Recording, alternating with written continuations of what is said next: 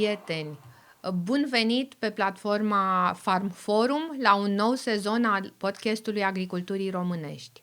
Îmi face o deosebită plăcere să-l am de această dată alături de mine pe un oaspete drag, pe un oaspete special. Este domnul Pedro Gallardo, fermier spaniol, pe care în continuare o să-l rog să se prezinte. Welcome to Romania, Pedro Gallardo. It's really a great pleasure to have you here. I'm happy you could make this trip to Romania for a series of events as we are going to explain. First of all, I would like to ask you to introduce briefly yourself for our audience. Thank you very much, Christina. Good morning, of course, and thanks for the invitation, PPR, and also Farm Forum for the invitation. It is a pleasure for me to be here in Romania, learn about Romania, visit farmers, and know about your problems, and try to look for alliances between these two countries in the south. Well, I'm a farmer. I produce durum wheat, barley, sunflower, and beans in the south of Spain. I live in Andalusia. It's the southern region in Spain. I involved in the farming business last 25 years ago when I finished my university studies. After 10 years in the farming, I decided to make something more for the community, for the farmers. So this is the reason I started to be involved in ASAJA. ASAJA is the most important farmers association in Spain. We represent 200,000 farmers in Spain, so it could be around more than 50% of the farmers and more than 60% of the land arable land in Spain. It's a professional farming association, of course. We have representatives in all the regions, provinces, and also in Madrid, our headquarters, with our national president, Mr. Pedro Gallardo.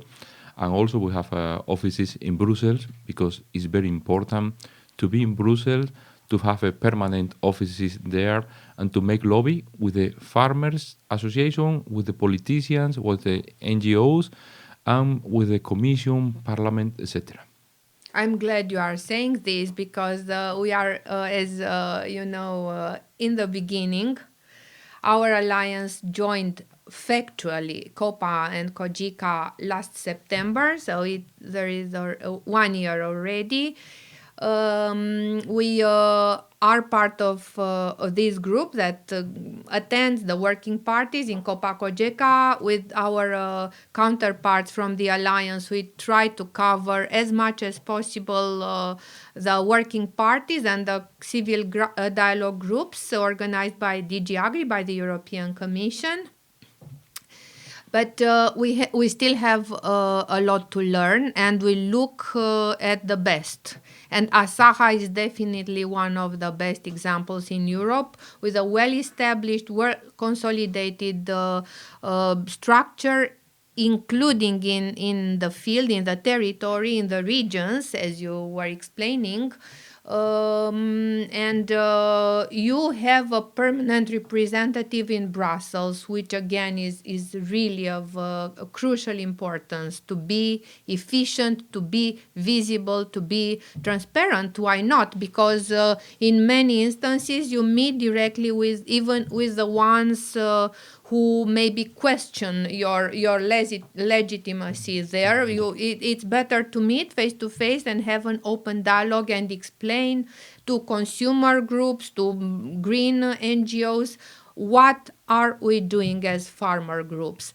So you are the vice president of ASAJA Nacional, which is the national association, national federation, and you work at regional level. Yes, I'm also president in my region, in Cádiz.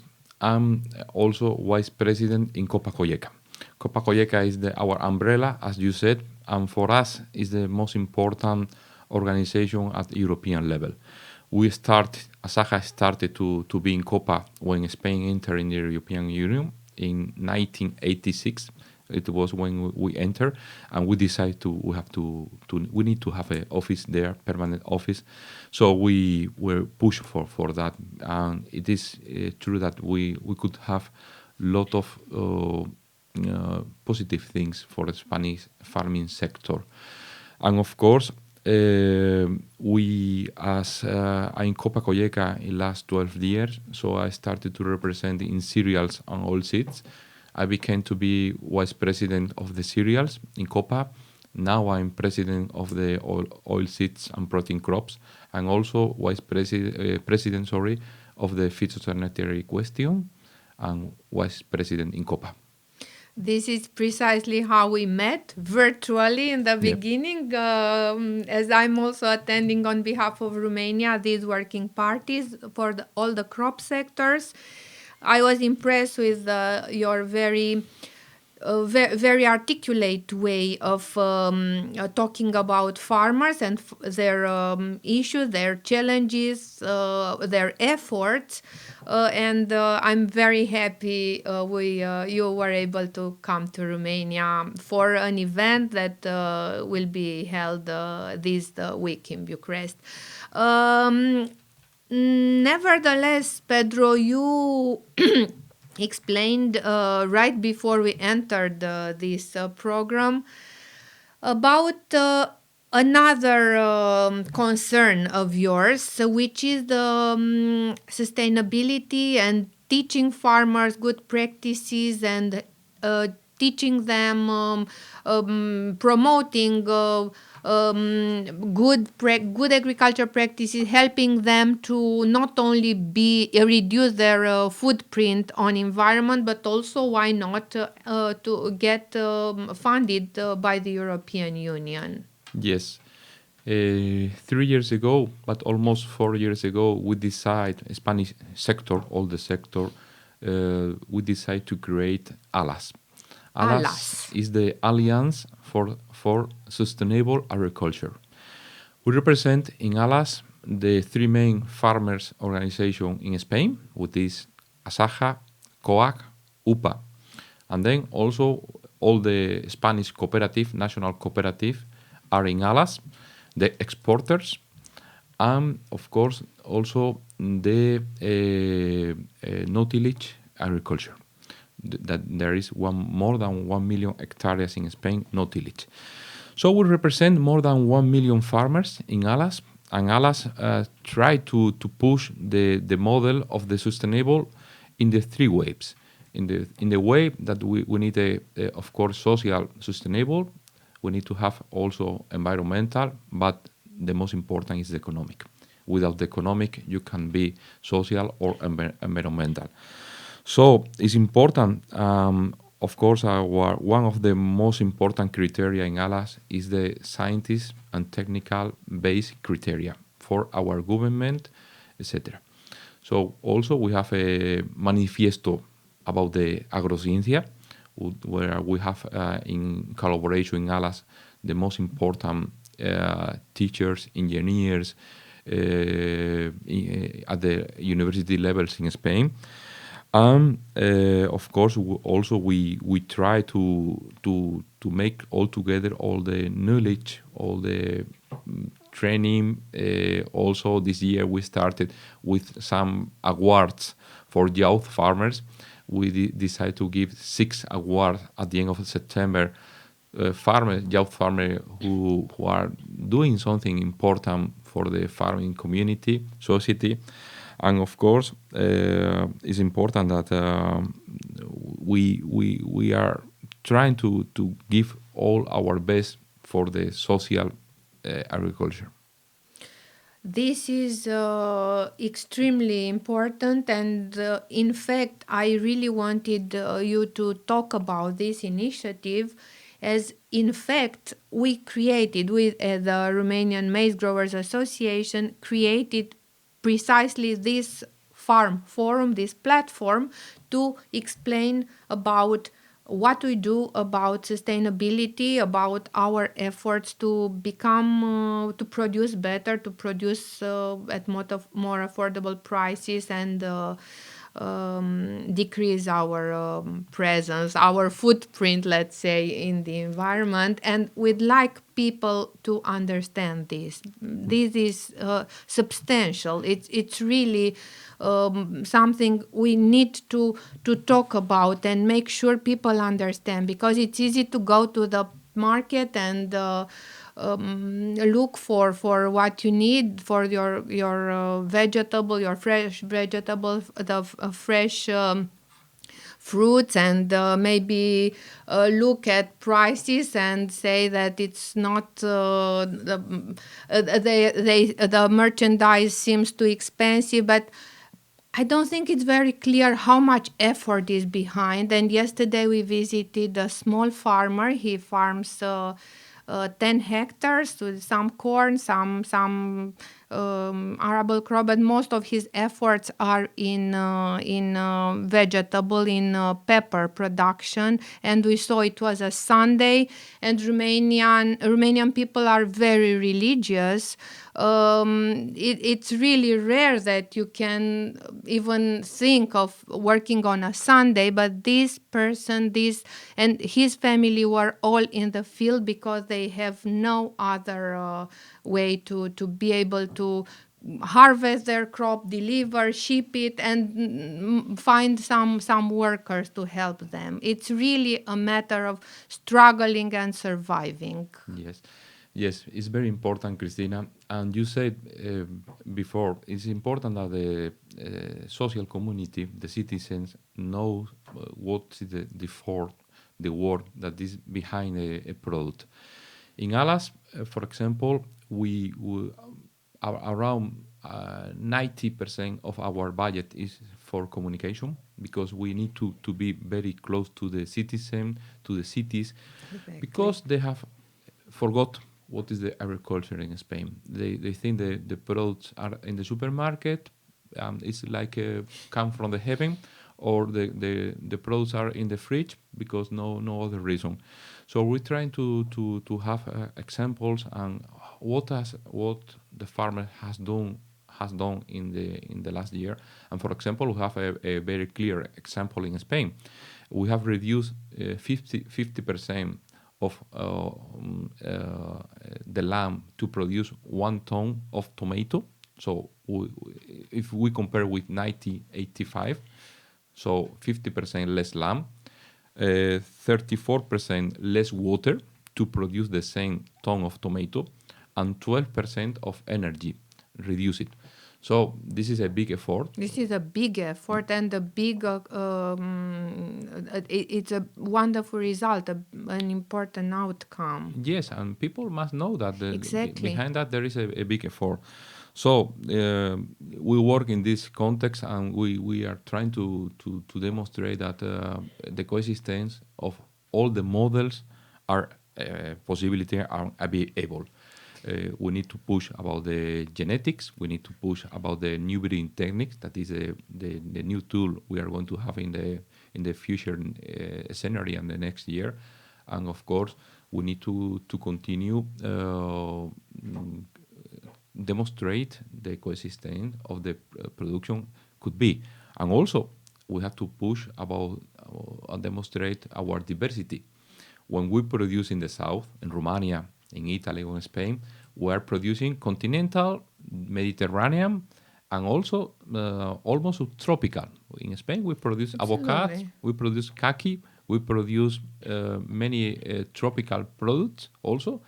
And these three types of agriculture are inconsistent. In the north of Europe, they produce only continental.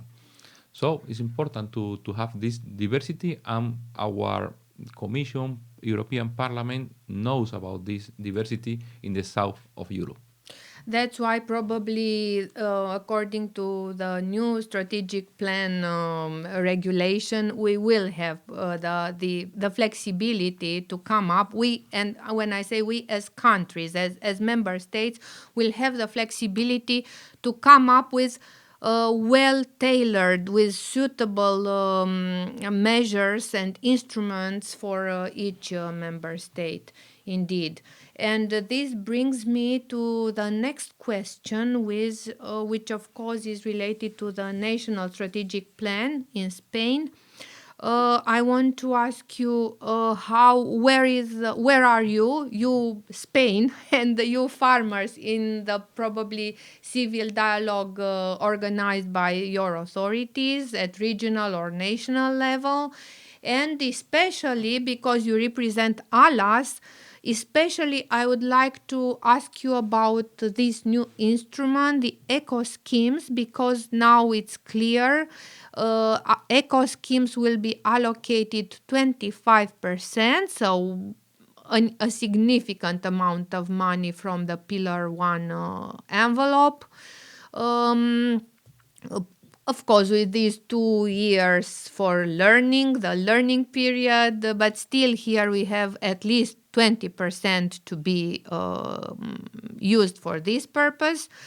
And probably, again, you have, because of the diversity of Spain, as we have a lot of different conditions in Romania, we have mountains, we have hilly areas, we have plains, huge plains. So we need to come up with something suitable for all regions. We have to give farmers a fair chance to access the same type of money, because we cannot be biased and create advantages only for certain regions, for cereals or for, of course. So how do you manage this? Because the complexity is huge, and it is a first exercise for all of us. Even for you, the old member states, you have not been accustomed to this. Yes. Okay, the situation in Spain now is that we have, of course, one strategic plan for the country, the same in Romania. But in Spain, we have 17 different regions. So our ministry is in negotiation with the regional administration, and they're trying to have a common position. So negotiation started in almost last year. We have I think, final meeting negotiation in October, in the middle of October. Today, Wednesday, there is a technical conversation meetings about in general secretary level. So we are trying to find a position that represent all the farmers and livestock position. About the strategic plans, it's something that we still have many questions, like farming active, agricultor activo, what is about the capping, eco scheme, and about the question in eco scheme. I prefer to tell you the ASAJA position than ALAS, because ALAS is a alliance and we have a lot of different point of view. But in ASAJA, we have a position very clever about the eco scheme. The first is that everybody, our ministry, in the Commission, European Commission, said that this is volunteer. No, it's not volunteer. It's a compulsory for the member state, but for the farmers, it's also should be volunteer. But who can afford not to access this money? 25% exactly. That you are now receiving. It's not extra that you are going to receive. Exactly. You are now receive this money, this budget.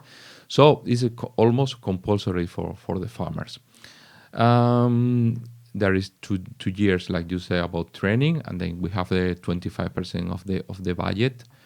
But of course, we are worried about this scheme. First, our ministry sent us published in the web like 8 different eco schemes. Then they reduced to 7. Now then 9. Now we have 8, of course. And this eco scheme, we are very clever. That must be very easy to realize for the farmer.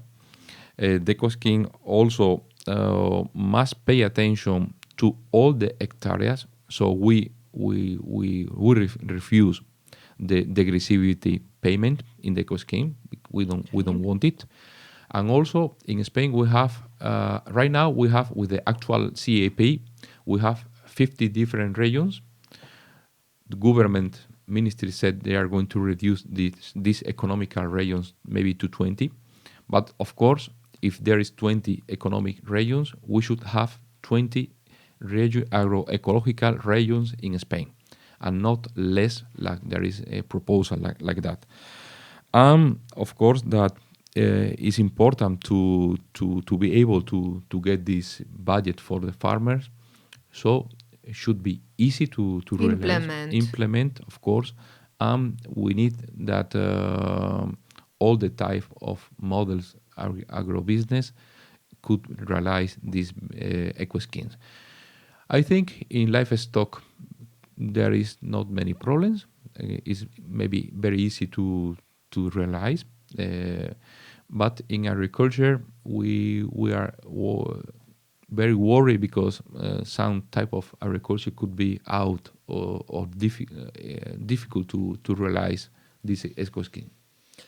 That's also the situation in Romania. At least if we talk about farmers at the level of our alliance, we are worried about how the eco schemes are going to be not only conceived but also implemented. Because let's face it, there are a number of challenges and we are aware of those. First of all, because as I said, Romania, like Spain, is also very diverse. So we need to come up with smart proposals for every region to be accessible to farmers. At the same time, to make sense, of course, because eco schemes require a level of ambition, environmental ambition, beyond the conditionality, the compulsory conditions proposed by the European Commission. Also, there is this possible overlap with the Pillar 2 agro-environmental measures, because those are overlaps or maybe even not mutually exclusive, but they may trigger some different effects. Because the agro-environmental commitments in Pillar 2 are multi-annual commitments, while eco schemes are in general annual commitments. And of course, we have to think to propose them in such a manner to avoid double financing, because this is a big issue with the Commission. And so if you fund something through agro-environmental Pillar 2 commitments, of course, that should be excluded from the eco schemes. Yes. About this, we are also worried because we consider that the agroambiental measures must keep in the second pillar. So this is something that we have to continue pushing for that. And of course, it's important that we have a challenge in future with the strategic Fund to Fork and biodiversity. These eco schemes is a challenge for the farmers, because we Commission said we have to reduce phytosanitary question, fertilizers. How could be the implementation of the eco scheme? We are, for example, worried about the permanent crops, because maybe we need to make a cover between the lines and so on, how to manage for the farmer. So it's a good challenge for the future. It is a challenge. That's why we need responsible attention from our authorities, from our regional and national authorities. We need responsible science. You came here for a conference, an international conference we are organizing with our partners on the new breeding techniques, the new genomic techniques. We need, the Commission documents insists on innovation, new digital tools, precision agriculture. What means precision agriculture without precision breeding? Exactly. Exactly. This is for me at least. This is the only positive I can check in the Farm to Fork. The push about the innovation and the technology. But of course, we have the tool that is new breeding techniques. Our competitors are almost doing. Absolutely. It can be also demonstrated in our borders that the crop from South America or also Asia came with this technology. So we are in a global market, free market, and we need to have the same tools for production. Absolutely, and without access to modern and sustainable and solid instruments and scientifically proven in terms of safety, we are going to get out of business in the European agriculture.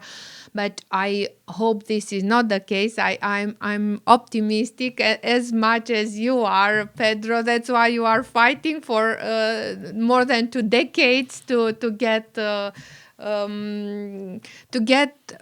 rights, to get the European farmer the right to produce, in fact, to produce sustainably, to provide food security to European consumers. And on this note, I would like to thank you once again for being here with us. I look forward to the conference and why not to invite you to Bucharest soon again in the future.